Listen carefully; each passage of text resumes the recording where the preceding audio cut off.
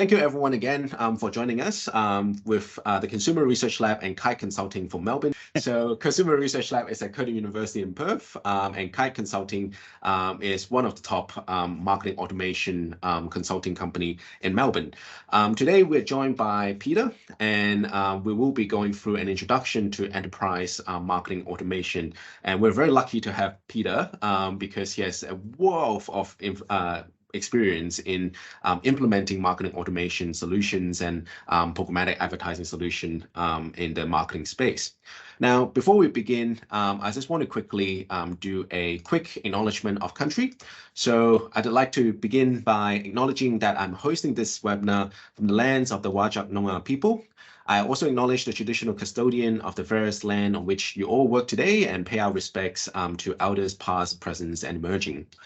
Now, as we begin our workshop, as I have said, Peter is from Kite Consulting from Melbourne. Peter is actually the director and the chief technology officer of Kite Consulting, and he has 15 plus years of experience as a technical project manager, team lead, solution architect across customer experience and marketing automation. He has worked with companies such as HSBC, Jetstar, Suncorp, and helped them adopt technology, connect data, drive automation to ensure marketing teams can focus on strategy first. And with his vast experience, Peter has a deep understanding on how MarTech works and how they work together, which is very important, as well as how connectivity and technology solution can better enable performance marketing. Now, we are very lucky to have him to really speak to us about introduction of enterprise marketing automation, something that I think a lot of people are very interested in, but have a bit of, I guess, sometimes a confusion or sometimes misunderstanding of how marketing automation can operate and what are the potential of marketing automation.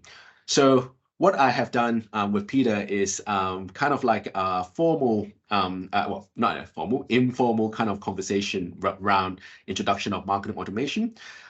Peter did prepare some slides, and so I'll get Peter to share your slides if you don't mind. Not a problem. Excuse me, and thank you for the introduction. That's really impressive. Even I don't recognize myself in the introduction. You really bigged me up there. Thank you very much. I'll share my screen. Hopefully everybody can see the introduction slide. Perfect. All right. Cool. So let's begin. I mean, this workshop, as we said, it's quite informal. So Peter, tell us a little bit about yourself. I know I have introduced yourself, but yeah. So I've been working since 2006. I've been working in marketing. Initially, I started with recruitment websites and the marketing, the banner advertising, and go to market for acquisition. At the time, working with, as you said, HSBC. I do have the honour of having worked for British Intelligence, both MI5 and MI6. Unfortunately, they didn't give me the fancy car with all the gadgets. I was merely just updating their website. Since I moved to Australia, I've spent 10 years working with Oracle within their marketing services, Oracle Professional Services team. Initially, in implementing the platforms, tying everything together, but working my way through the team to solution architect, sales support, and ultimately managing the technical team of experts who put together the marketing automation solutions for names you'll all be familiar with: the Coles, the Dan Murphys, Suncorp, Jetstar, etc. It's been quite an exciting journey, very eventful and very informative. And I definitely know who to contact if I want some secrecy, right? If you're updating their website, there must be some secret document that you have to upload. I have plenty of stories of people applying for the wrong jobs. When you're talking British Intelligence, sometimes there's spy jobs, sometimes there's interpreter jobs, and sometimes there's jobs like weapon testers, where if you accidentally apply for the wrong one, your application can look particularly unusual. Now, moving the topic to more the marketing automation side of things. So let's begin with some questions. I mean, I have some general questions. And as I said in the beginning, if the attendees, if you have any questions, please feel free to put it in the chat. We'll stop Peter at the right time and ask the question for you guys. So let's begin with one of the questions that I have. Why do we need marketing automation? Very good question. I think actually what I'm first of all going to do is take one step back from that and understand what is marketing, what are the objectives of marketing. Marketing obviously is not the same as advertising. It's not sales based. Usually it's about making awareness, which can lead to sales and it can develop interest in particular products. But marketing is really out there with three main objectives. One is delivering the right message. And this really should be the mantra for any marketer out there. First one is delivering the right message, getting the context of the message and the content of the message correct and appropriate to the person who's receiving it. And the second is delivering on the correct channel. In today's market, email is still a massive player in the market. It generates a lot of revenue, but there are so many different alternatives to email to deliver a message, to reinforce a marketing message. We have Facebook, Instagram. I've heard of something called TikTok, but I'm a little bit too old for that. There's lots of platforms out there which offer opportunities for marketing to really push brand. The third mantra or point really is the right time. So the right message on the right channel at the right time. Today, we live in what's known as the experience economy. People have so much choice. The pandemic reinforced this. People are willing to go online, do their research, and sometimes make snap decisions or make decisions based on what they see. The window of opportunity to present a marketing message is sometimes it can be very, very limited. We'll look at journeys and kind of how that window is affected by the actual product, but ultimately there is a small window of opportunity where people are showing interest. They may be looking, investigating, and really the ideal marketing or the ideal marketing campaign delivers the correct message on the right channel in that window. So hopefully promoting awareness. Marketing automation is where we start with the slides. Marketing automation is ultimately about building a machine which can deliver. If you attempt to manually build the right message, the right channel, the right time, one of those is always going to be affected. You can write the correct message and context for whom you're reaching to, and you may be able to determine the right channel, but does that necessarily mean you're going to get the time? And there's a lot of work in there, a lot of data analysis, a lot of manipulation sometimes of data to achieve those. The right time, you may be able to get the right time and the right channel, but is the message going to be have sufficient development and be able to be appropriate? So it's always a balancing act to really determine which of these manually is kind of the one that's probably going to be slightly left out. Marketing automation is around understanding the data that you're collecting through ongoing engagement with your customers and defining a message. Again, we'll go into this in a little bit, appropriate to people and appropriate to groups and segments of people, finding the channels that they're engaged with and then delivering the message at the appropriate time on those channels. And building and connecting platforms together to enable this is the ultimate goal of marketing automation. Why do we need this? Oracle has done, and apologies, I did spend 10 years with Oracle, so they're a really easy place for me to source information. So I may mention them a lot, but it's not Oracle specific, this talk. Oracle did some investigation and they found that 1/3 of customers will walk away for a brand forever having just one bad experience. Now, that experience isn't necessarily a bad email. It may be bad unsubscribe. It could be a bad interaction with the service center or help center. Any kind of interaction with a person has, especially as I mentioned earlier, in a environment where there's so much choice and so much opportunity, and people are used to digitally looking for alternatives and doing the investigation, people will potentially walk away from a brand if they suffer or feel that brand is not giving. There was part of this report actually found that 43% of people would actually blacklist companies for bad experience. They would tell their friends. They would go out and actually say, these people gave me a really bad experience, and they're not the optimal person to work with. And as a result, that it does affect overall engagement and brand strength. Another thing that Oracle found out in that same report was 41% of consumers are actually willing to pay more for impressive customer experience. As much as 20% more in certain groups. Now, we can see this with an organization such as Apple. The customer experience with Apple, the design, the unboxing, end-to-end, they offer almost an elitist experience to their customers. Everything is designed beautifully, even down to the packaging and the way that you open the packaging. And people will pay the premium for Apple products because of that experience.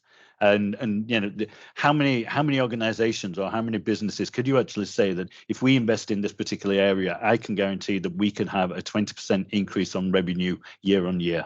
It's a very, very rare opportunity, but again, it's something that we have to really work to, and marketing automation will help develop strong branding and engagement mechanisms which can reinforce this.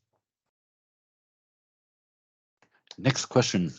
That's fair. That's actually quite interesting, and I guess that also really speaks to kind of some of the recent research that shows that digital consumers have only 3 seconds attention span, and you need to provide the most relevant kind of message to the most relevant consumers at the most relevant context. Now, with your experience, Peter, I know you have been applying marketing automation in an enterprise level. So instead of really focusing on a small SME, you're really focusing on really big enterprise that have a very long customer journey. And can you tell us about how is marketing automation being conducted at, I guess, at an enterprise level? Yep. And the key thing, I think, to enterprise businesses are not just set up overnight. They develop and they spend a long time developing. Well, unless you're Elon Musk, and maybe you could set up a big enterprise organization overnight. One of the key things that enterprise organizations need to do, and they're constantly doing, is collecting data on their customers. What they do is they go out and effectively they find out about their audience. They understand who people are, what age. They gather as much information to determine demographic information. What are their interests? What are the things that really engage people to help really understand the kind of people that they are? And I put together a quick three individuals who ran just from random. So what we have is Radha, age 34. This is a woman interested in holidays, home furnishings, and this is information. There's profiling done against people. There's information from engagement with particular emails and particular campaigns that all feeds back into kind of a centralized hub of data, which helps really identify people's interests and understand what the person is going to be engaged in and what their interests are. There's also assumptions that can be made around the channels. Based on that demographic information, based on that, you can determine what channels are most likely to be engageable through. So somebody 34, probably Facebook, maybe Pinterest, Instagram, etc. There's going to be a range, and you can also determine this, or enterprise companies are sending campaigns and seeing the engagement against those campaigns on different channels. Being able to send out an Instagram campaign, see who are clicking, the people that are actually engaging with that, and then match that against their profile to be able to determine, this is a channel that somebody is currently actively engaged on, and therefore it has a prominence as a potential opportunity for us to serve marketing media.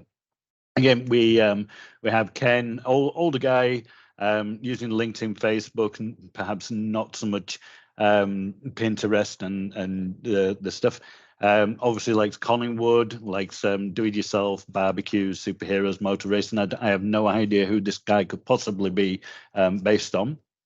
And then Anita, younger, It's funny actually. When I was doing research, there's a lot of apps there which I've never even heard of. Obviously, TikTok is making news, but there's a lot of new apps. There's always new opportunity with the new development of social media to find new avenues to engage people. It's really important from a marketing perspective that we understand what channels are available and what channels, emerging channels.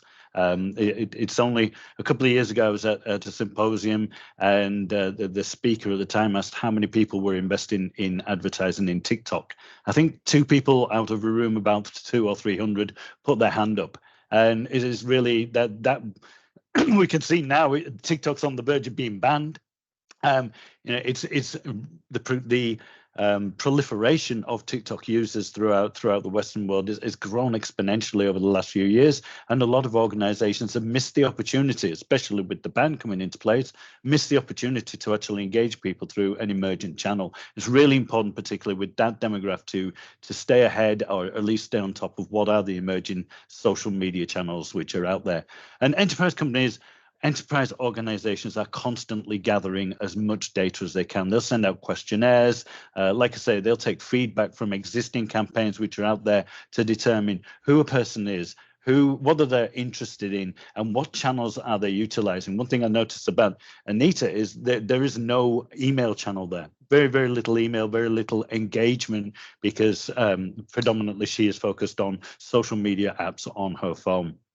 So understanding different people and understanding the different channels that they're potentially in is kind of a very, very critical part of enterprise data collection. Data is one of the most valuable things in the world at the moment. Reportedly, data is more expensive than gold and oil. I'm not sure how you quantify that. How much data equals a barrel of oil? How much data equals 1 ounce of gold?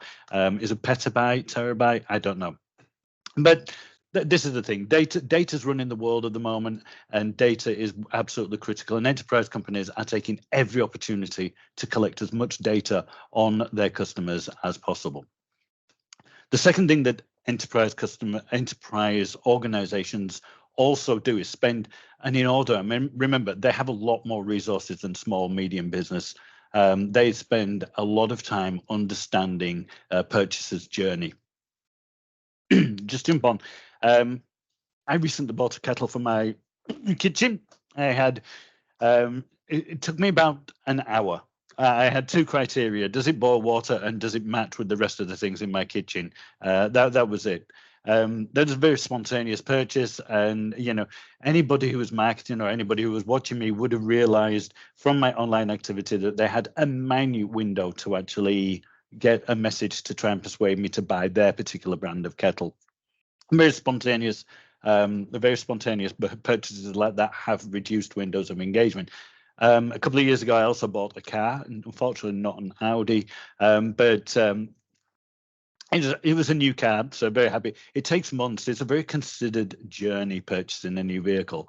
So the window of opportunity for marketers to kind of interact and kind of grab my attention is extended. There's a lot of opportunity to promote and nurture somebody's purchase thoughts, going out there and kind of persuading people that this is a better car, whilst people are investigating, whilst people are doing their kind of own research. You've got many, many more opportunities to kind of interact with that person, change their mind and persuade them. And one thing that enterprise companies do very well is understand the journey dependent on the product which they're currently promoting. And the key to that is, as I said, the window of opportunity changes. And if you have a longer window of opportunity, you have more opportunities. I say that word a lot. You have more opportunities to actually reach out and make that persuasive argument for your particular brand, for your particular product. Spontaneous, very short window, and we need to find, but it's not worth ignoring, because if you sell kettles, you want to take advantage of that maybe day or 2 days when I am looking for a new kettle. And marketing automation, enterprise companies, again, utilize marketing automation to help with the short journeys. look for triggers, look for the indication that somebody is in that market, and be able to automatically then reach out to them and spontaneously advertise to those people. I personally, I looked on for the kettle in particular. I was looking on eBay. I had one of those situations where I looked at a kettle one day, 3 weeks later, I'm still being served adverts for a kettle on various different websites. Somebody had missed their window of opportunity there, I think, slightly overestimated how long it would take me to determine which kettle I wanted. But that was an automatic tracking and then product placement and branding, which is being served to people. So it's looking for triggers, and we will talk a little bit more about this later on. But the understanding of the journey is absolutely critical. As an example of a journey, which will probably be very, very closer to your heart, Billy, the student application journey. If we think when a person starts. Gets to the end of their school life. Sorry, I do have to apologize. I'm very English, if anybody had not picked up on the accent.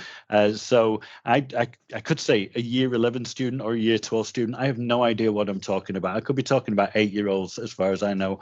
But I'll say, as somebody reaches the end of their student life and is about to move into university, you know, they start looking around. They have really a research and an investigation to start doing about which university they want to go to, which courses they're wanting to go to, and what are people saying. So they start looking at universities. They may look online. They will have college advisors internally, and they'll do their own research, maybe going to expos and gathering information.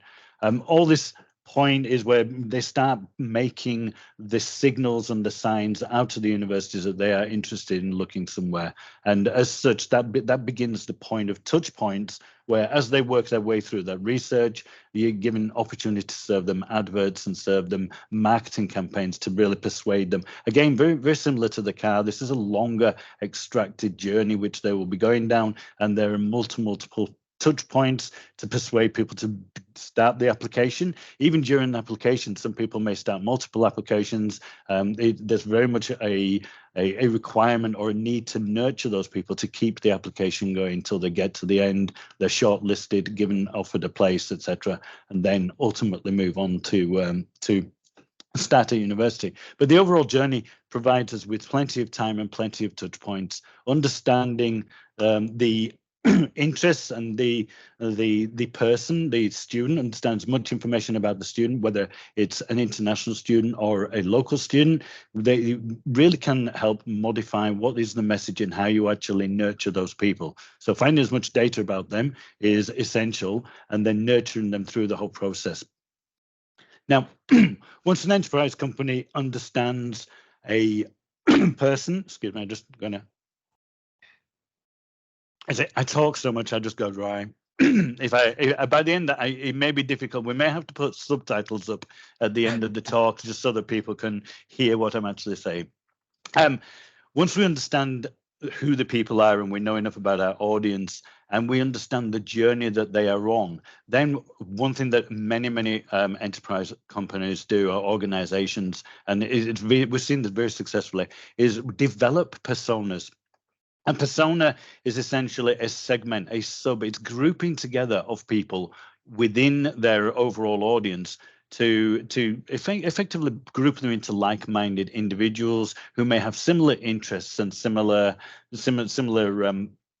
situations and similar lifestyles. What this allows us to do as marketers is focus on developing a message for each of these individual personas, which is relevant to that demographic or those particular people. And some examples of basic personas have been breaking down. Single female in 19 to 30. It's always interesting to find that the spending power of different personas may be relevant to organizations as they're determining, is it worth selling a house to somebody who's single and has a lower income than maybe a couple or a couple with children. understanding the interests or focus of personas and grouping people together really allows us to then create marketing campaigns which are not blanket campaigns. Enterprise does not do blanket campaigns. There's the concept of just sending the same message to 500,000 people is I hate to say is so 2008.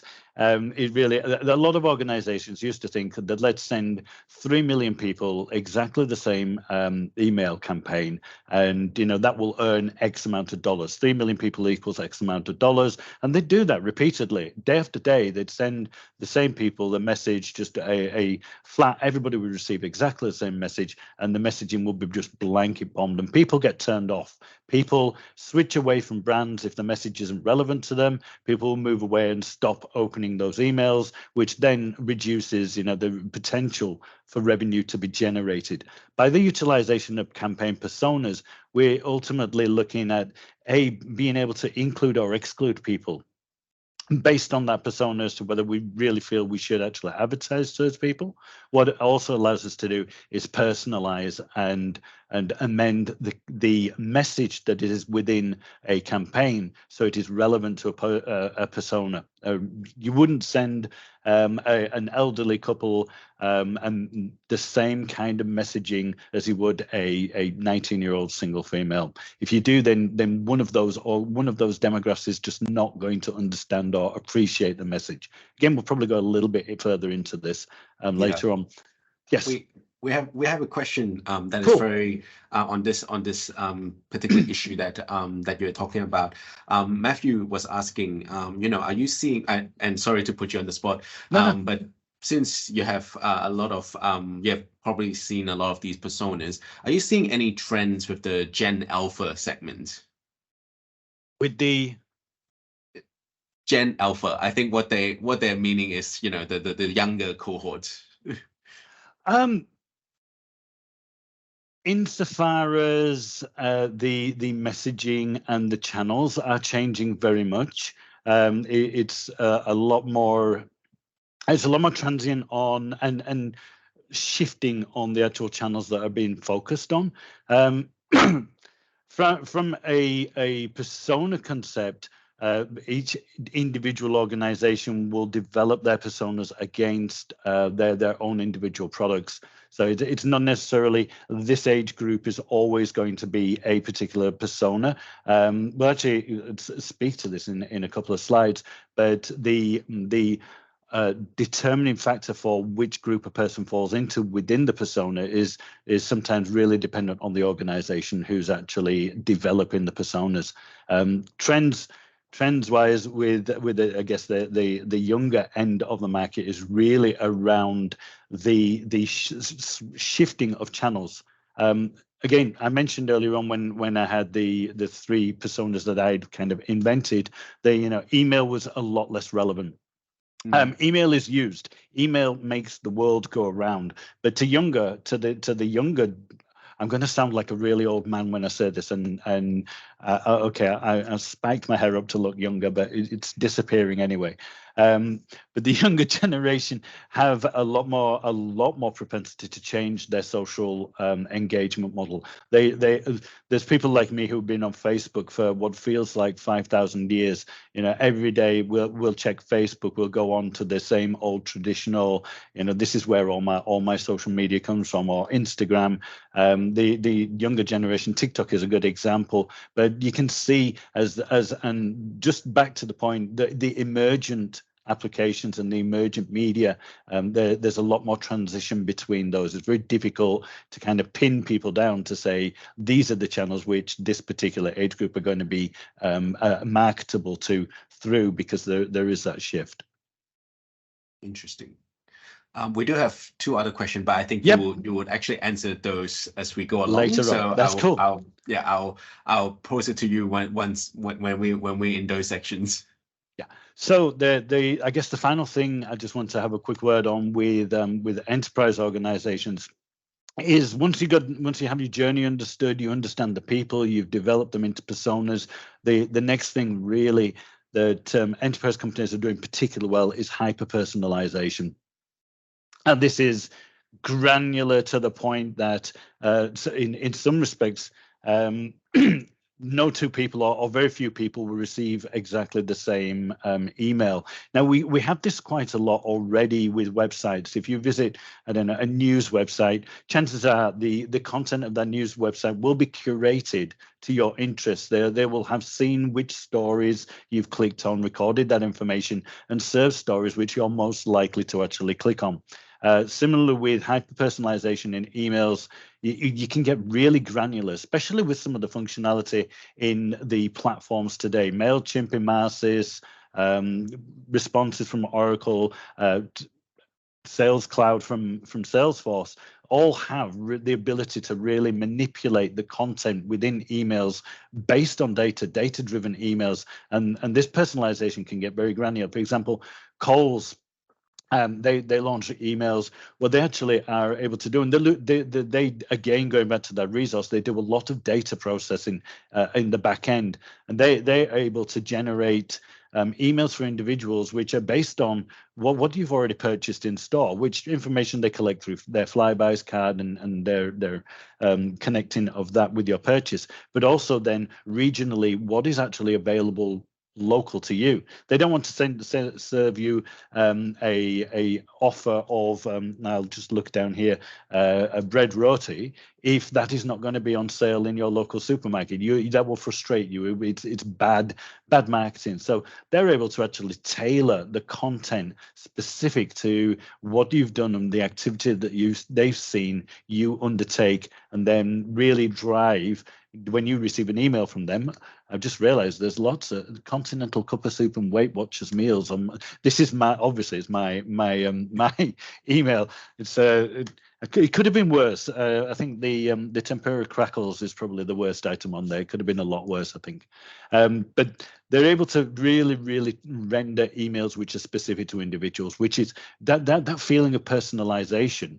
Really makes you feel part of the Kohl's community. It feels as if they're listening to your activity. They're serving you and supporting your needs and serving you, which really pulls you in to liking the brand. As I say, it's people who turn away from brands if they feel they're being ignored or they feel they've got a bad service. We're constantly giving data. When I use my Flybuy cards, I consciously know I'm giving information to Kohl's. I'm giving them a means of identifying this shop against me. So please use that information. I volunteer in this information, use this information to let me know when the next Weight Watchers meal is available on offer, so that I can take advantage of that, because it is something that I am obviously purchasing. With a combination of this, I just want to jump onto a very quick example.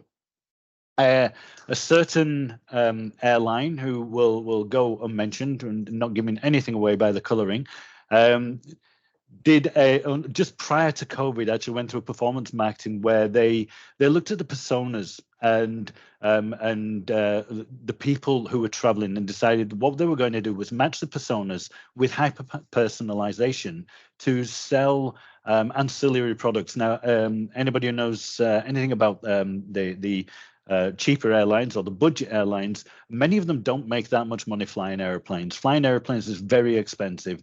Fuel costs a lot more, especially a lot more than my car takes. And a majority of the money is made by selling things like seat upgrades, baggage upgrades. There's a lot of partners who get involved, hotel chains and hire car companies, where they sell and they make money off of the advertising or the revenue that's generated from ancillary products. Foods, a minute can of Coke for $15 or 12 Pringles for $20. That's where they really generate their revenue.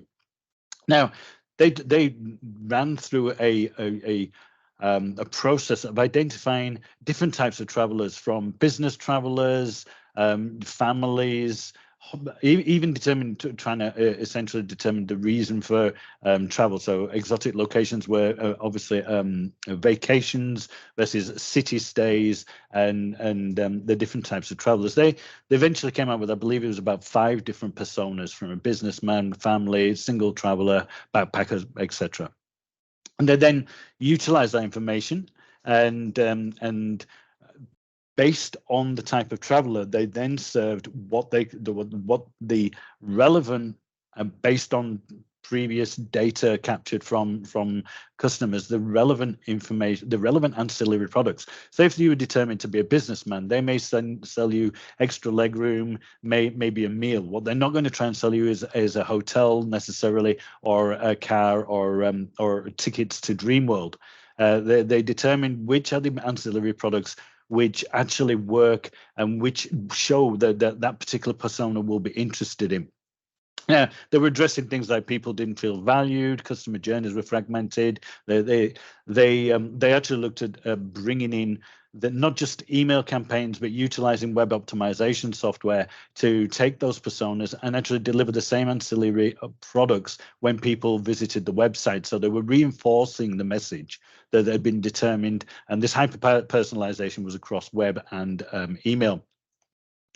What they found was 47% annual revenue uplift, which is fantastic. It's decreasing customer complaints. I think, yeah, we have to remember, like I said, branding and marketing is not necessarily always around selling products. Sometimes there are other aspects within a business. A strong marketing campaign may reduce people's unhappiness with customers, notifying people if they're, for example, delays. Telstra had an outage. Just the other day, lots of people were probably ready to jump on their telephone if it was working at the time, and phone up Telstra and complain. There is, excuse me, there is other aspects of marketing which can be a benefit of sending out a campaign. Telstra sent out emails, SMS if their mobiles were working, push notifications to inform people that they were addressing this issue, that there was an outage, they were aware of this, thus by reducing the strain on their help or service desk by actually being proactive in communication. With this particular campaign, there was an overall improvement in net. I always forget what NPS is. Net providers. Net Promoter Scores. That's one. So the impact of introducing persona and hyper personalization is positive in this particular case. I saw a question pop up briefly. Can we over personalize? Yes and no. There's it, and I'm sorry to stay on the fence on this one. The personalization used in emails, can we over personalize? We can be too personal. We can be too intrusive. We can really be so granular that people feel that there's Big Brother watching over their shoulder. But really, when we think about personalization, the challenge is having the data and having the assets and the information to be able to serve. With respect to the Coles personalization, that's a super hyper personalization. No two people may actually receive exactly the same email, but I only really know that that's super personalized by comparing it with maybe an email my wife or my friend receives. To me, when that email, which every single individual element in that email may be tailored to what my persona is and my activity has been, that really is just, to me, it is a relevant email rather than, oh, this is scary, they know too much about me. And so the challenge with over personalization really falls down to, do you have the data to do it, and do you have the assets and the time and the resource to be able to build that kind of high granularity of personalization. And Peter, I think in a relevant question as well, someone was asking, how is enterprise marketing automation really accommodating accessibility or accessibility marketing? So meeting the need of everyone. Do you have any opinions or perspective on that? I do have an opinion, and a lot of people in enterprise would probably frown at me for this. I don't feel, honestly, that there is enough focus on accessibility in email design and email build. When I worked in the UK, when I was working in the recruitment website and marketing kind of arena. There were very strict guidelines, laws governing how accessible things like websites had to be, especially for recruitment, because you have to be fair. You have to open up things like online job applications to everybody. There's a lot of coding that goes into making things accessible, which is generally not as focused on within, I'd say, within a lot of organizations. Things like alt tags and even labeled links, so that a reader, for example, or a browser reader for somebody who may be visually impaired can actually get the information out of the email without necessarily having to magnify glass. So I think there is actually a way to go with making things more accessible, particularly around email campaigns. It becomes particularly difficult as well when we're talking push notifications and advertising on channels, because the reality is that a lot of those campaigns are delivered by mechanisms which are controlled outside of an organization. So things like Facebook delivering adverts to their pages and to their apps, they're not necessarily geared up for that accessibility that would be ideal for everybody. And it becomes very difficult from an organization standpoint. How do you go to Facebook and say, I need this notification to be absolute 100% readable by a audio reader, or I need you to make sure that the contrast is, when it's presented in your page, is sufficient, so that there's no detriment to people who may be colorblind or may have, again, visual impairments. And there's I think within the industry there's still a way to go with that. I think the part of the problem is ultimately, from a governance point of view, it's not a legal requirement in many respects. It's something that really it's incumbent on the organization who's doing the marketing to really take that into consideration.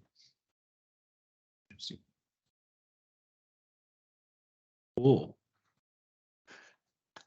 So I guess you talked a lot about customer personas and customer journey. Now, can you give us some examples of how we could optimize customer persona and journey through automation? Absolutely. I think the key thing is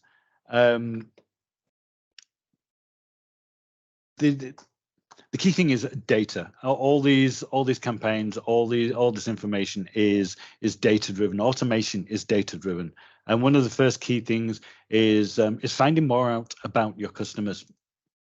So one really easy way of doing this is asking people questions. Now, you can go out and you can put a questionnaire in front of people with 50 questions, and you can guarantee that you will have 0 to very minimal responses to those questions, because people don't want to fill in a massive document, 3-4 pages.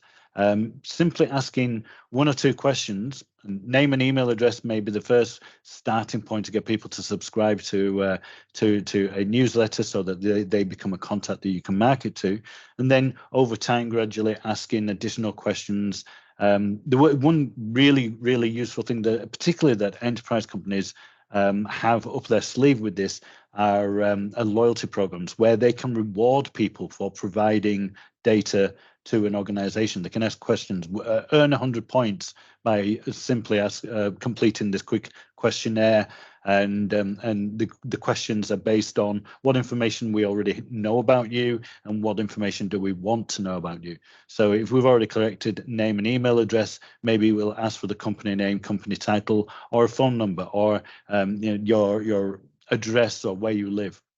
Obviously, e-commerce platforms have an advantage insofar as when people are purchasing products and they're filling in information around billing, then there's a lot more information that can be gathered and needs to be gathered. So the base profile for somebody on an e-commerce platform, for example, is going to be a lot wider.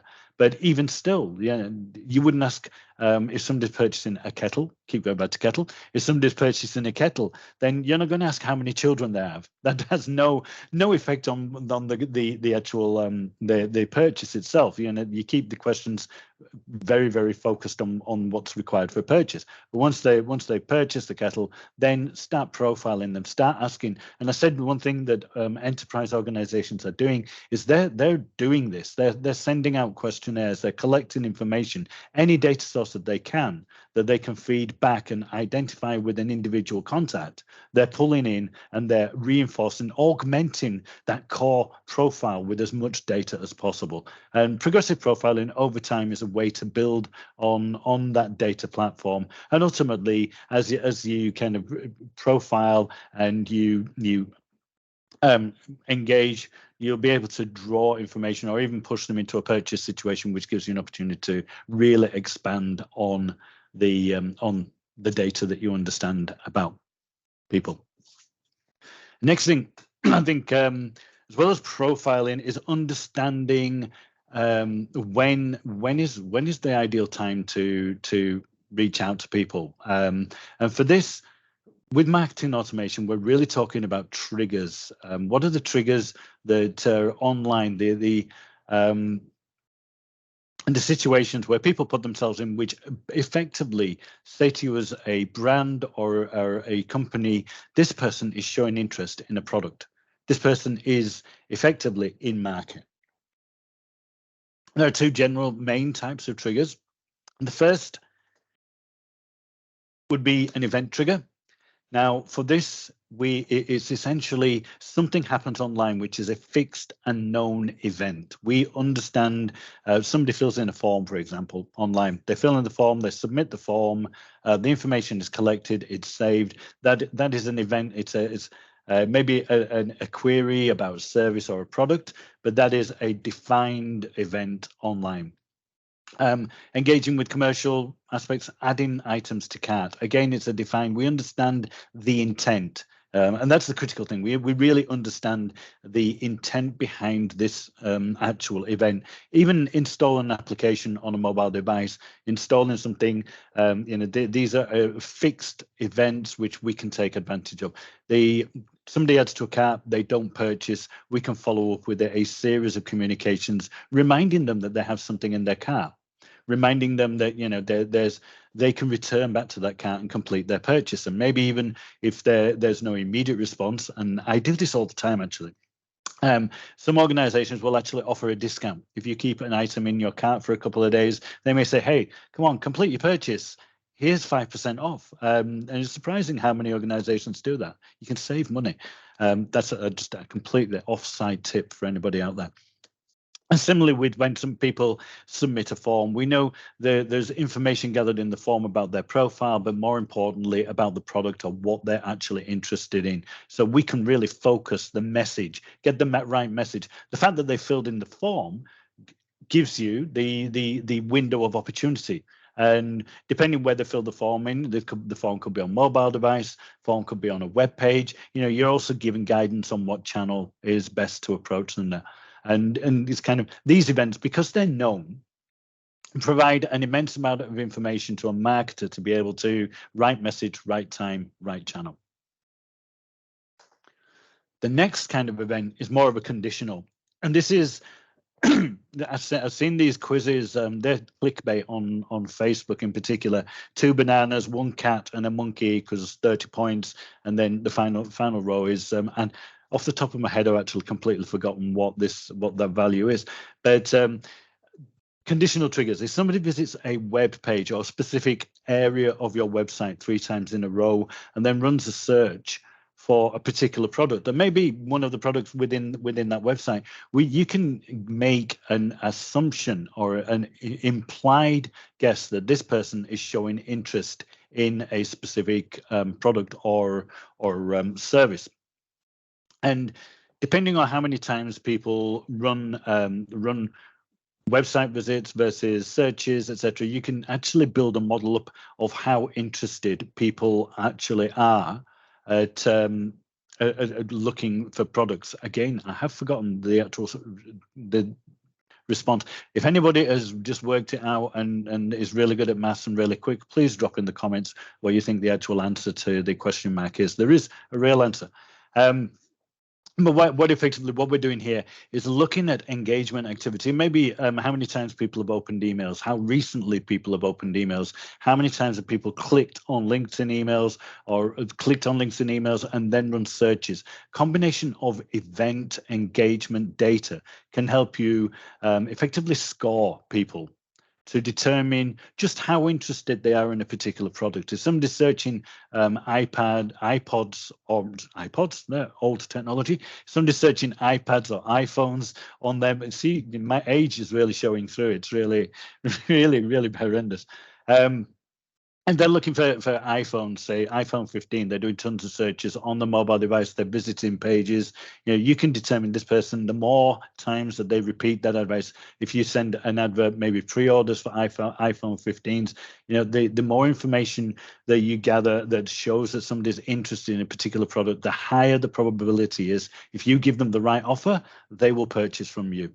So monitoring and effectively building this engagement scoring. Sometimes it's referred to as lead scoring on different platforms. There's many platforms such as Acquia Campaign Studio and Emarsys that allow you to do this scoring mechanism against engagement. So you assign or allocate scores depending on somebody clicking an email, opening an email, and from that you really develop through their engagement with communications just how interested they are in a particular product. And that conditional trigger is really, it's an unsung hero, really. It's kind of, the known events are easily automatable. You can, if somebody submits a form, that triggers an email, or that triggers an SMS, or that triggers a push notification. Conditional triggers is really data intensive. You need to collect the data, you need to score people, and then every so often, it may be a scheduled event, you can reach out to those people with a certain score and say, hey, we know you're interested in this product. You probably wouldn't word it like that. We're offering this product super cheap, purchase from us. And that conditional trigger is really a very, very strong mechanism. There are a couple of other conditional triggers, one in particular which I love is the move to close, monitoring people's mouse activity within a page. And if you can track that, and again, plenty of platforms actually out there offer this as part of the functionality within the platform. You place a script on your website, a marketing platform monitors your website, and if somebody makes the move to close the window, you have multiple options. Some platforms allow you to place a lightbox overlay on the page, which may be free delivery, for example, essentially a mechanism to say, sorry, please don't leave our website. Please stay here. It looks like you're leaving. Please don't do that. It could also trigger somebody to be placed in an automated journey to be able to kind of nurture them from the website. They close the website, but they've shown interest in a particular page or product if it's a product page, and then you can follow up and nurture them to maybe change their mind and push them back to that product. So progressive profiling, understanding triggers and understanding when is the best time and what mechanisms we actually have for determining people are interested and making the opportunity to follow up and actually chase those people. That's very interesting, Peter. I mean, when you first told me about that mouse tracking technology, I was fascinated because I encountered it myself in some of the more larger brands where when I try to close the browser, it gives you a call to action, or at least a kind of like a pop-up page to kind of try to save that lead. That's quite interesting. And I guess bringing in a question that was asked beforehand, how does AI and I guess the recent booming of AI really are relevant in this sense? Do you see any other, I guess, development in marketing automation that really leverage on the AI boom? It's funny, the AI boom it's been predominantly kind of brought to the forefront with things like ChatGPT and that generative artificial intelligence, which is really about language modeling. I hate to use the term AI. I believe everything's machine learning. But that's just a personal thing. The concept of machine learning and utilization within marketing automation has been around for a few years now. Going back to the mantra, the right message, right time, right channel. Already, in fact, most platforms, if not all, currently have the mechanism for monitoring the time or the most optimal time to communicate people during the day. Machine learning models which actually identify when are people engaged with a particular channel. Their development of which particular channels, again, machine learning, which particular channels are people engaged with. And there's mechanisms in some of the platforms which can actually switch the channel of communication. So you launch a campaign and there is a process in the launch which has been monitoring which channel has people been most engaged with. And if they've been clicking on Facebook pages, then we're going to send their particular advert, your campaign, to a Facebook campaign rather than send them an email or send them an SMS or send them a push notification. This technology it's relatively early days, but it's already out there. It's already within the mechanism. I think the big thing, and again, it's something we're about to just kind of briefly go into, is the messaging, the right message. Now, ChatGPT, I forget the name of the Google version. I've actually got it on one of my slides later on. I feel like Alzheimer's getting the better of me, but the AI models are bad. Thank you.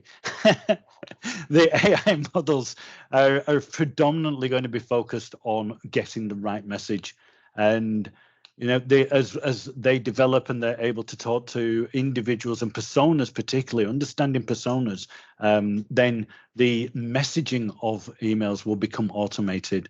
Obviously, the marketer is always going to be there as a curator. They're always going to have to kind of set the boundaries, because there's certain things that you just will not say within emails or within communication, within marketing campaigns. There are topics or approaches which may not be appropriate, but ultimately the actual content will be effectively generated on the fly, and that's at the moment I ran a quick test with ChatGPT just to ask it to give me a marketing pitch for a particular product. It's actually in the presentation later, but it takes 4 or 5 seconds to generate this.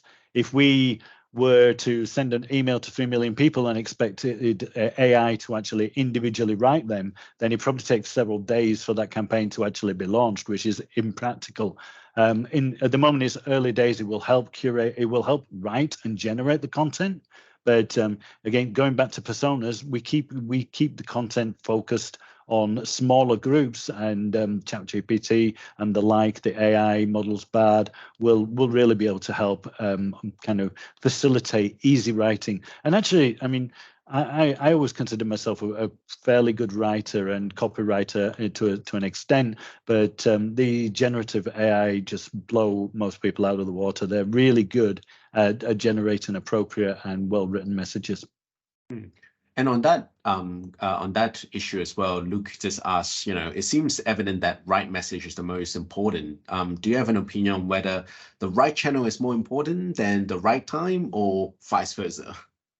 As I say, it's kind of a combination without. I personally think having the right message is one of the critical things that if you get that wrong, you fail. And again, may touch on this in a little bit. And the right time, yes, don't advertise a kettle to me 2 weeks after I purchased. You do understand that journey. And as I say, this is what enterprise companies spend a lot of resources doing, is understanding the journey and understanding what is the window of opportunity.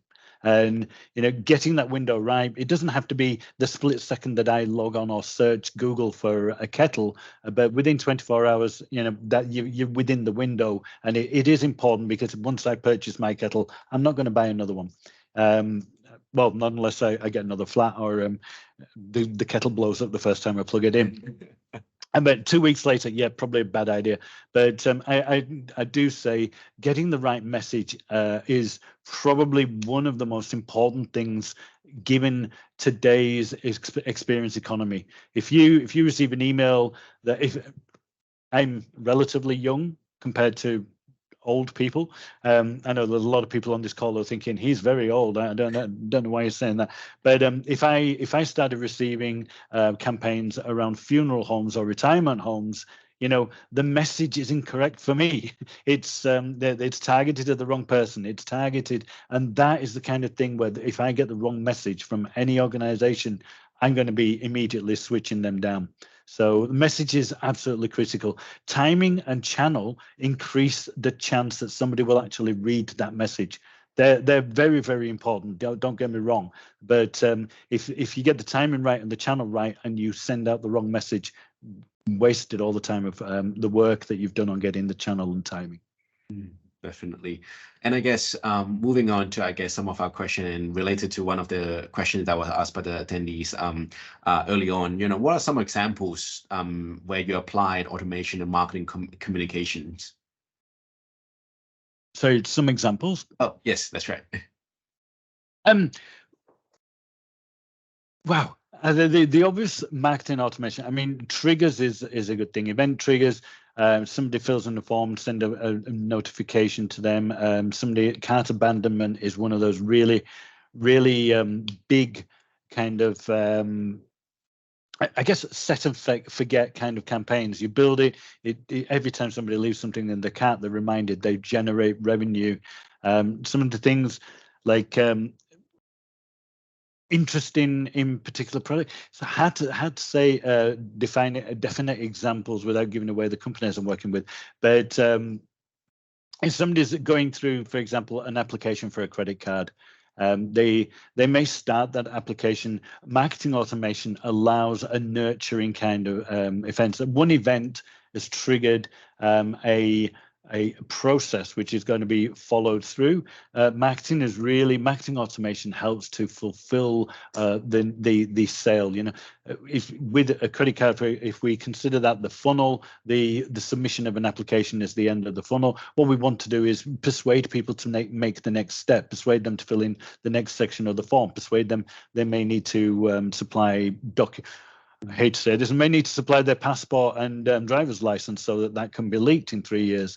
There's various different steps that are taken to actually achieve a goal. And similar with people when shopping for TVs or products, they may show interest in particular pages. That conditional trigger then can help us effectively trigger a series of campaigns which will reinforce the message, reinforce the product and the sales. It can be applied to pretty much anything. I mean, marketing automation is really, if you have the data available that you can actually mine and be able to determine a condition or criteria which represents interest in a particular brand or service, or there's a specific event, then you can take advantage of that.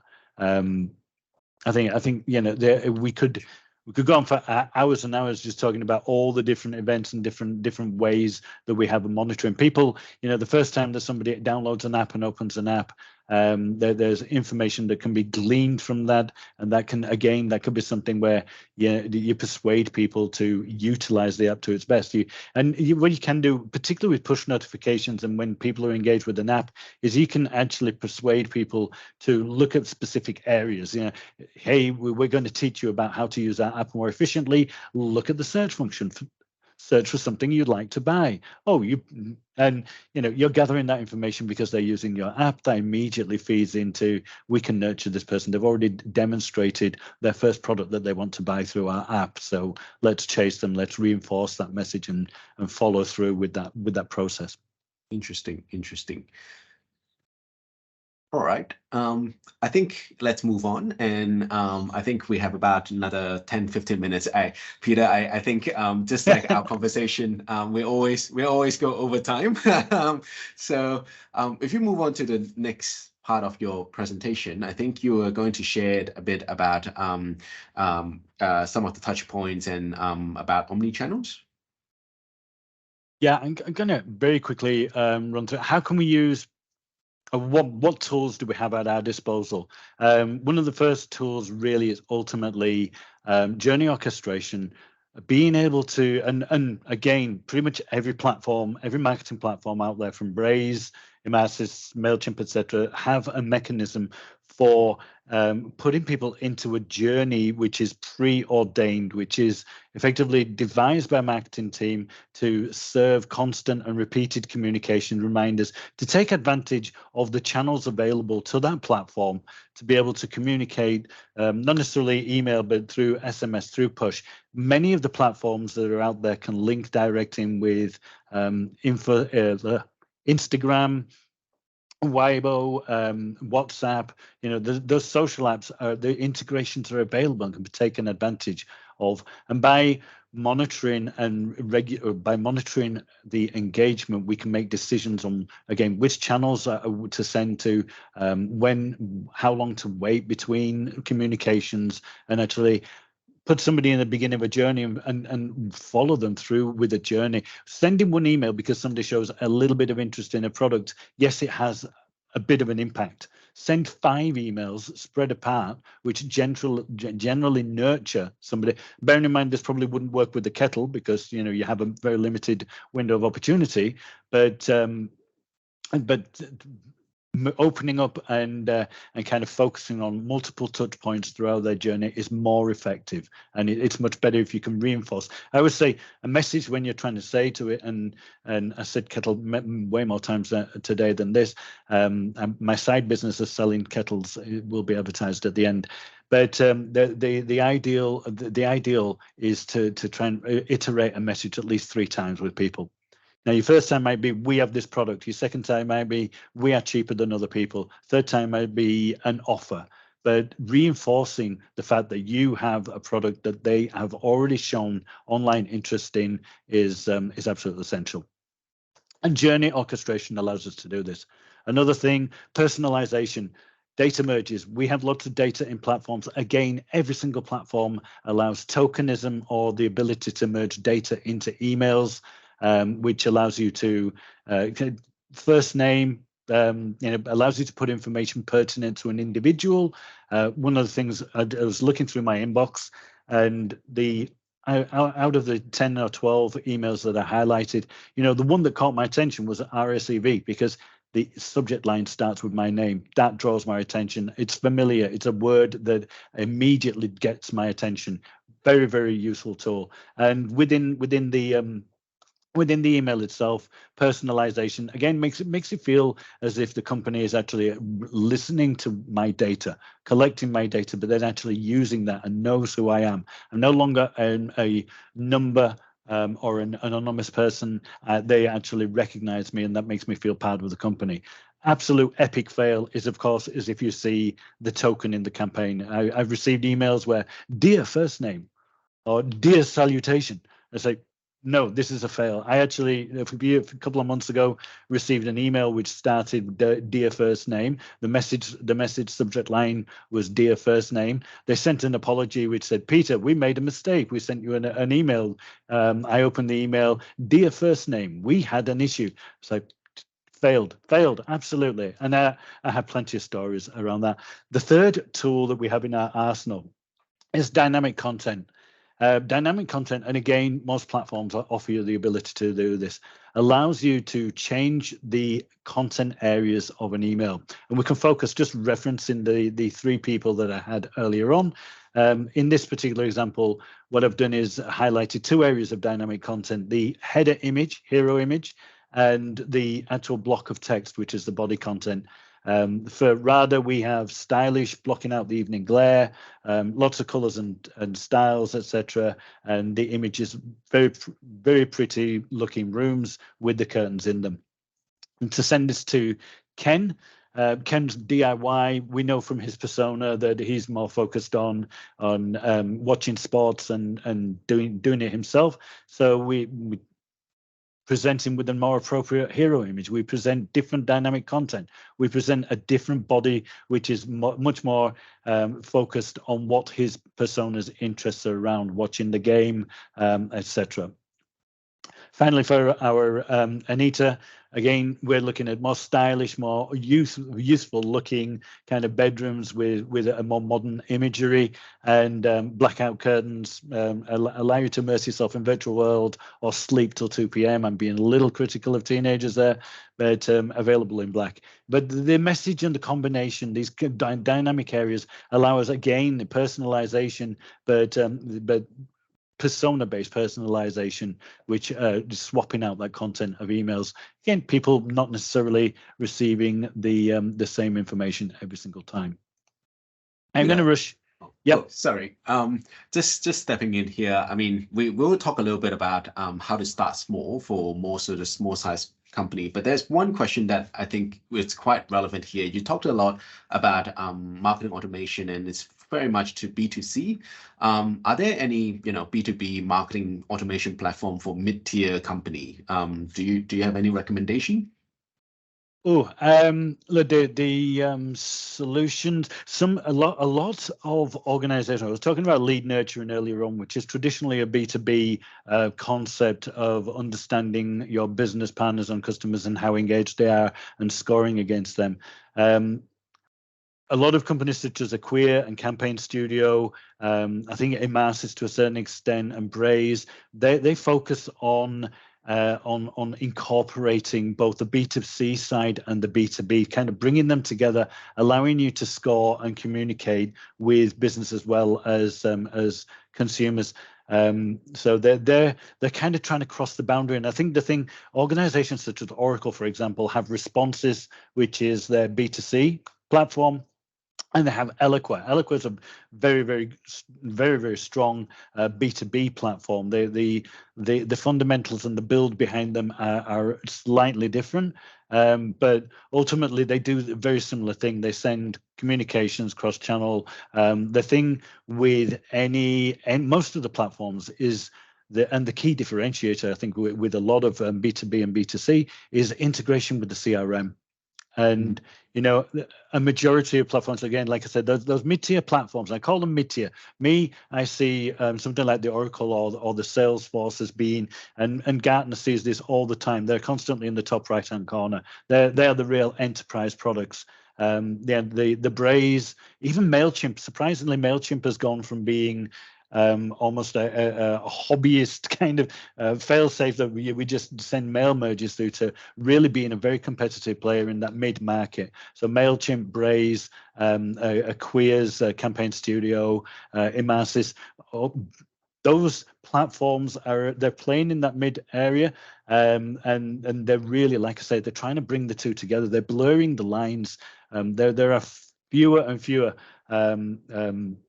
purely. I think Adobe have theirs, but a few B2B specific platforms nowadays. When we bear in mind, if you look out at the actual playing field for marketing automation solutions, 10 years ago there were maybe a couple of hundred.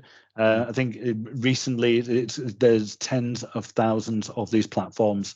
If you really want to go for a specific price point and a specific set of functionality, you will be able to find that platform.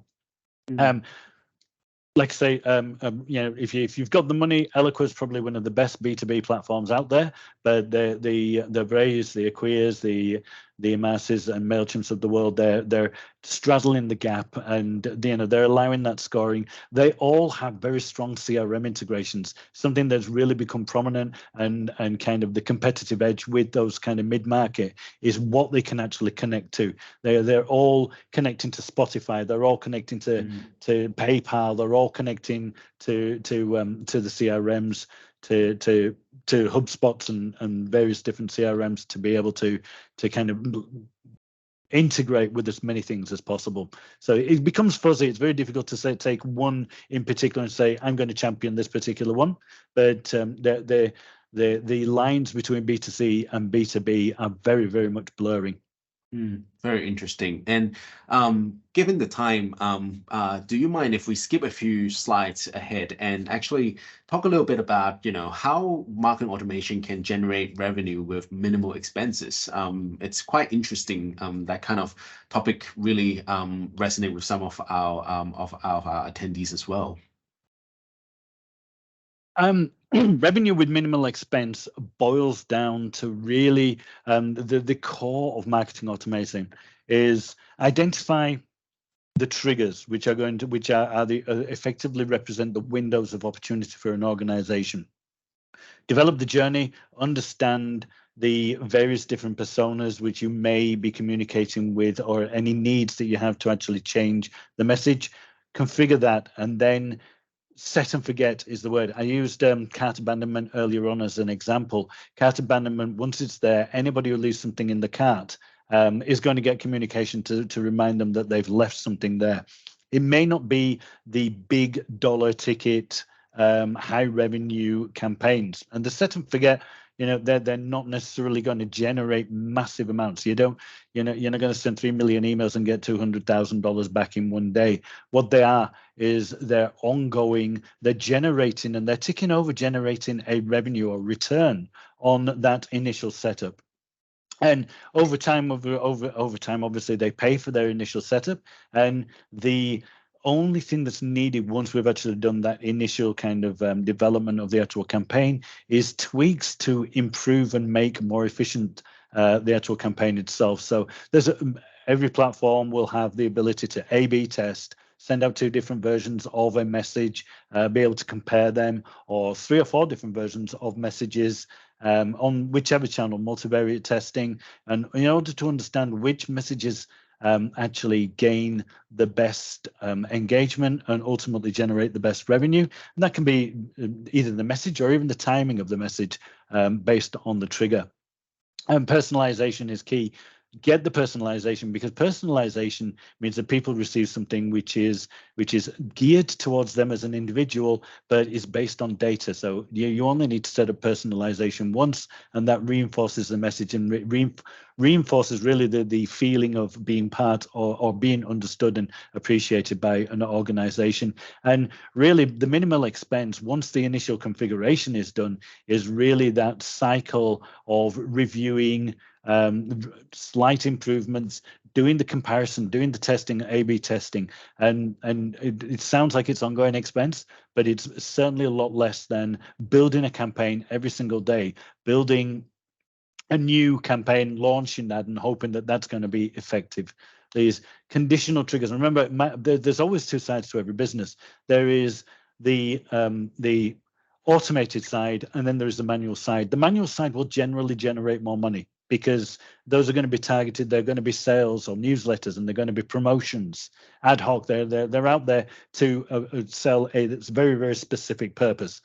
Marketing automation is really about nurturing people when we see an online event. So we're talking about conditional triggers or implied triggers. And those triggers effectively feed in an audience into an automated journey, which we then reach out, we communicate, like I say, ideal time 3 times, and that really promotes and nurtures a person into a sale. It's not a big, massive 3 million people will suddenly fill in a form and then decide the next day that they're going to actually purchase a product. But over time, the actual expense that you're spending on on this particular campaign or multiple campaigns, each based on a different trigger, is minimal, because all you're doing is tweaking. The hard part is obviously identifying those triggers. There's the expense comes at the beginning. There's a big outlay, as with most things. And then you reap the rewards over the course of time, slow and steady, nurturing, making the campaigns more efficient, making them more effective over time by testing. Interesting point. And I guess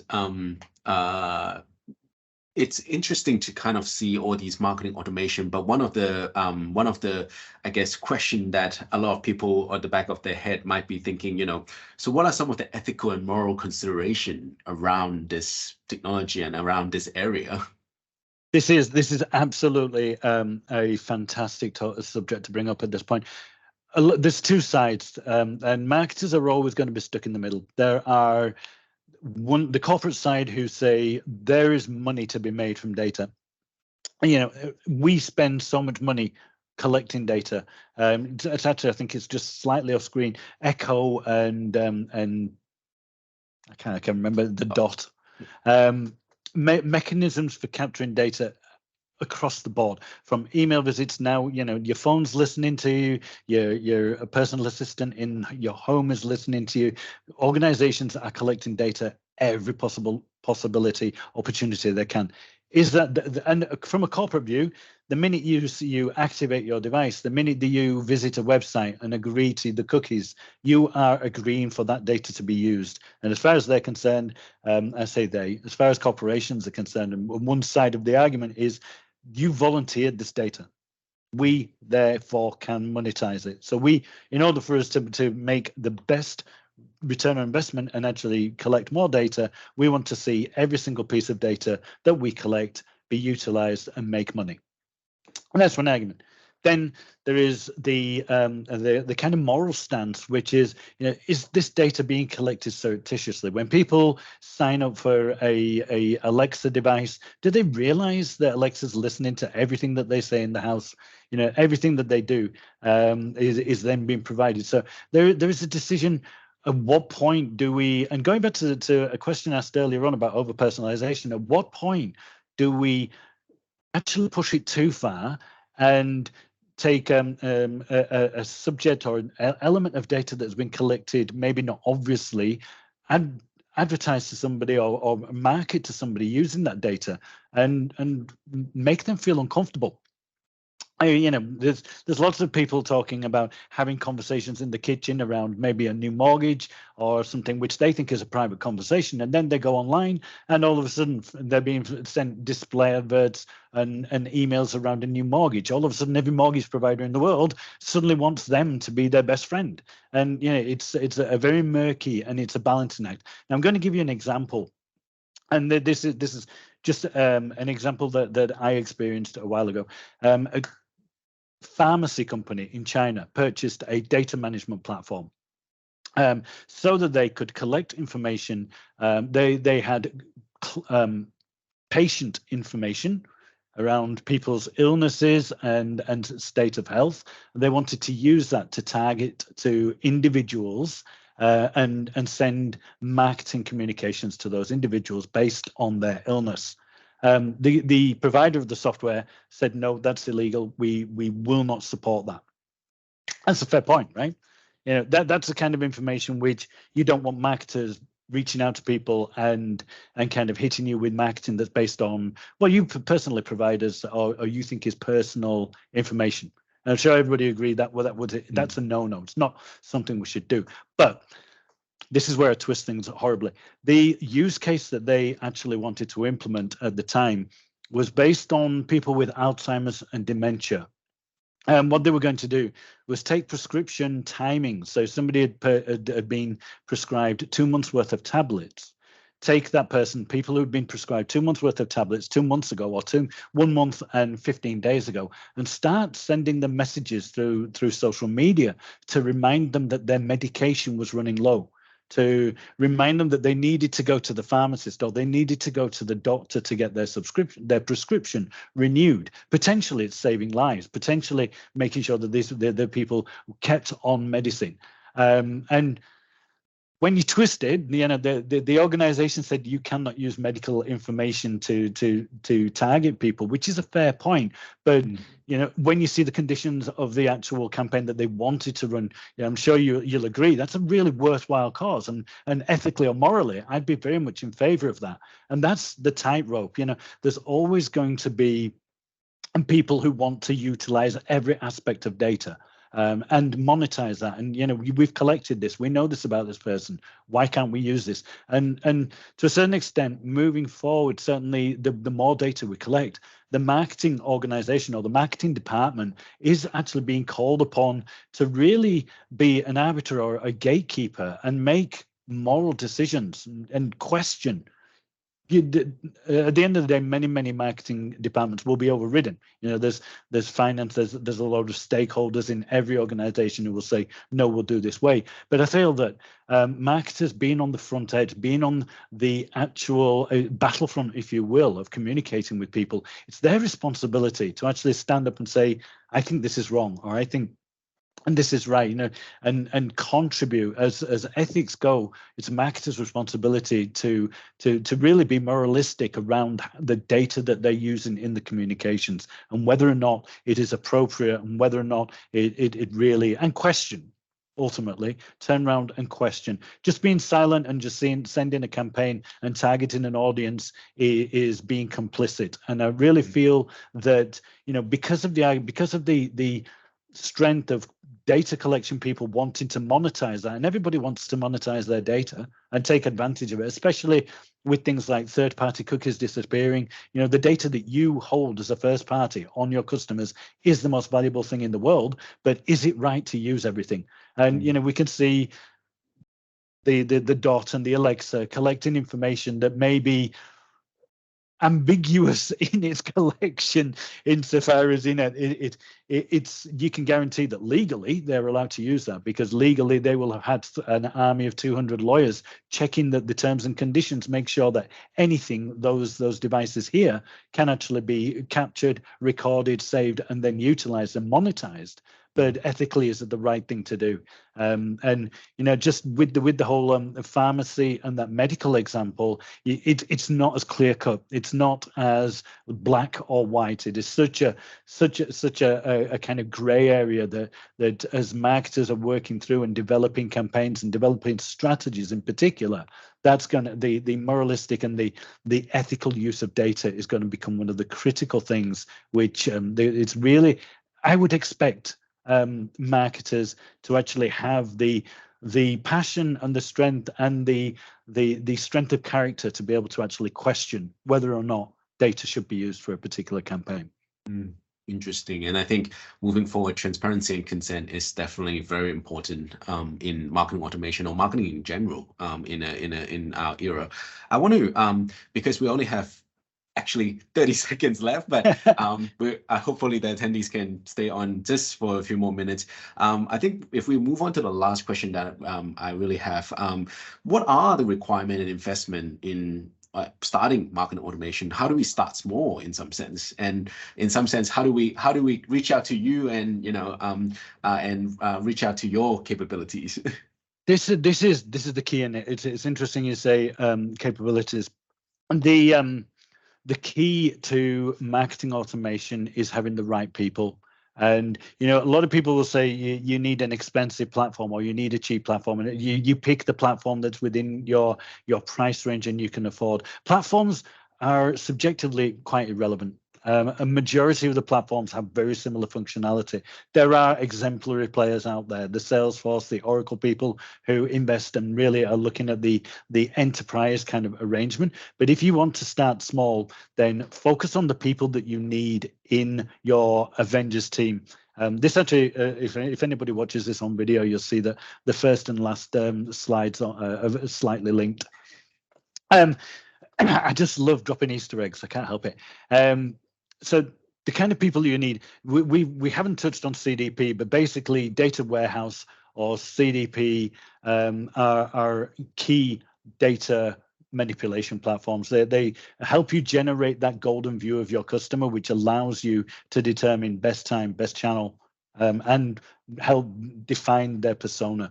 A strategist, designer, somebody to run the marketing, data engineer, because a lot of personalization, a lot of the connection and the integration will require somebody who understands the data that's available in the back end and what data is required within your marketing platform to really power your campaigns. And these are the kind of roles which you need. Now, in many organizations, particularly smaller organizations, these roles where one person will be wearing many hats. It's as simple as that. Providing that you have these skill sets in your organization, or you can source these within your organization, then your costs for focusing on that marketing automation are going to be reduced. The reality is not every organization has the full cross section of skills, and there's other people we can throw in. I mean, ignoring ChatGPT's ability to write, you may have copywriters, you may have additional strategists or even media buyers and different organizations that look after different channels. So this team could be expanded out quite a lot. But as a bare core minimum, a strategist, a designer, somebody to actually put the campaigns together who can operate effectively, the marketer who operates the platform, and your data backup are all required. And these are the people, if you have them in-house, your costs are going to be cheaper. How do we manage that? It is the age-old concept of crawl, walk, run. Start crawling, start small, and limit the amount of channels that you're using. You don't need to identify every single piece of data in your entire database and try and personalize off that. Identify key things. When we talked to earlier on, first name. Put it in the subject line, put it in the email. That's really the only piece of data you need when you're starting off to start the personalization journey. And as you learn more about those people, as you gather more information, you can increase and you can grow on what you put into the campaign to make it more personalized, more involved and deeper. But that's really as we start moving towards a walking. Don't overcomplicate your campaigns. Don't really make things, we're talking over personalization, don't make things so difficult to manage on a day-to-day basis that you do not get the opportunity to grow. If you initially make a campaign that is so complicated that every day somebody has to go in, fix or upload so many assets and so much information that they spend all day doing that, how are they ever going to develop the next campaign, which is one step more advanced? And when we're looking at the crawl, I mentioned earlier on about defined or complicated triggers, implied and definite. Focus on those event triggers. Focus on things which are known. Focus on the events. If you're going to trigger things and automate things, don't try and look at the implied conditions yet. If you're in a crawl phase, look at what you know. Look at what is definitive. If somebody's added a cart or filled in a form or even just clicked on specific pages in the website, known events which actually then give you the intent, because all of those known events are accompanied with an absolute intent. Somebody adds something to their cart, they're intending to buy it. They don't. Let's chase up. Somebody fills in a form, they're showing an intent to know more about a product. Those are the starting automation points. Get them out of the way, get them making money, get them, branding and nurturing people, and then you can look at walking. Bring out new channels, introduce new channels, introduce more testing, try and capture and feedback engagement and utilize engagement. If people are clicking on emails, there's so many. Very quickly, it always amazes me how even our enterprise organizations, they send millions of emails to people, and they have a whole group of people. They may have a database of 6 million people. Only 1 million people are actually opening emails, but they're still sent to 6 million people. Emails aren't free. Marketing is not free. Every single send, even though it sounds like a minute amount, it might be 0.0001 of a cent. You send 3 million, there is a cost. If you send 5 million emails to people who are not even opening, they're not engaged with your brand, you're wasting money. And capturing feedback and engagement and utilizing that within your campaign really keeps you focused on where is the revenue being driven from. And ultimately becomes down to an efficiency. At the walk stage, start introducing conditional triggers and start playing with those. And walking is really where you should be gathering information to start developing personas. Run is when we're heading towards that enterprise kind of scenario. Incorporate as many channels as possible. Develop, and I mentioned CDP. CDP is a database that's designed to provide a 360-degree view of the contacts, and that's really their interactions with every single channel, with Instagram, whether or not they're purchasing, whether or not they're converting from Facebook, whether or not they're converting from Snapchat. You feed all that information in, tie it into one individual record, then you have an overview of just how engaged. And this really works with your right channel and your right timings. Introduce more dynamic content and heavier automation. Just look at piling up as many automated processes as possible. Those journeys, develop the journeys, get the triggers, and really pour on. I think at that point, really, that's where the reporting and the feedback back to the organization becomes most valuable. I mean, obviously, at every single stage, there's going to have to be some initial reporting on conversions, open rates, etc. But you know, ultimately, when we get to run, that's where you get some real insights as to your business, your digital business operations.